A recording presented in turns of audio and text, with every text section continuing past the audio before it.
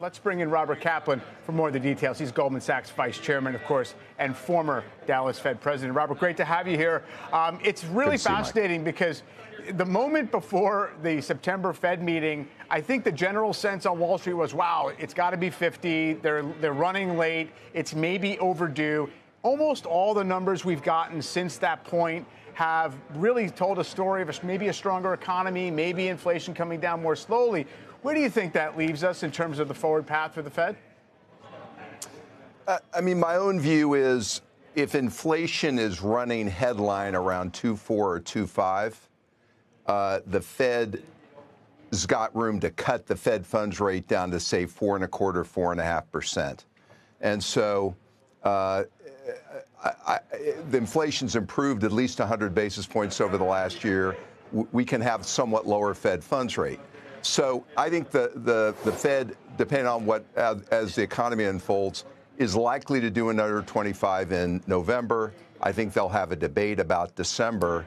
The issue will be, in order to cut below 4.25, 4.5, you need to see more sustained improvement going from 2.5 to 2, and the jury's out on whether or not we're going to see that.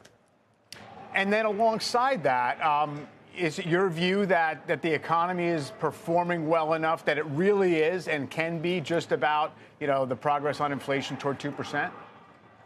So the one big factor that I don't think is being talked about enough, and I've talked about it before, is fiscal spending and these special open-ended spending programs, Inflation Reduction Act, Infrastructure Act, CHIPS Act, are providing resiliency to the economy. We're running 6.5%, 7% of GDP deficit this year, historically high when you're at or near full employment. So I think that's given resiliency. And the other thing that we've benefited from this last year is an inflow of workers. We may not like the way we got there, but labor supply has gone up, and that's allowed the economy to grow faster with somewhat more muted inflation. It's unclear whether that trend's going to continue. So I actually have thought for some time and still think the economy is going to be resilient. I think it was wise to buy some insurance on the labor market by doing the 50 basis points last meeting and maybe doing a little bit more. But I think with this amount of fiscal spending, the economy is going to be resilient, and it may again cause service sector inflation to be stickier than people would like. Yeah, it's certainly something that's not cooperating as much as other parts of the inflation bucket. Although you hear people point out, and I've mentioned this before too, if you go back to 2017 into 18 when the Fed was raising rates off of basically zero, in a pretty orderly way, that was occurring while inflation was pretty consistently below the 2% target. In other words, it's not necessarily contradictory to have policy moving in one direction when you haven't, when you're still well short of the goal. Yeah, and remember, we've made a lot of progress on inflation over the last couple of years. We've gone from 8, 9% down to 2 and a fraction. And so the Fed funds rate should reflect that. Having said that, there are limits, and I think we still want to get inflation down to 2%.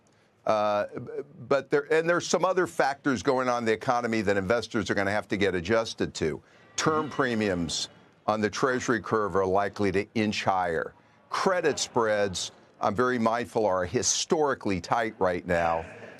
And early cycle tight. I don't know if we'll look back on that and say that's an anomaly. And the other thing that's going on is we probably can't keep fiscal spending at this level globally.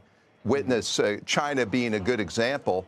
GDP growth, if we can't keep spending this way at the government level, is going to drift down. And I think that's going to also have an effect on markets and resiliency and winners and losers among companies.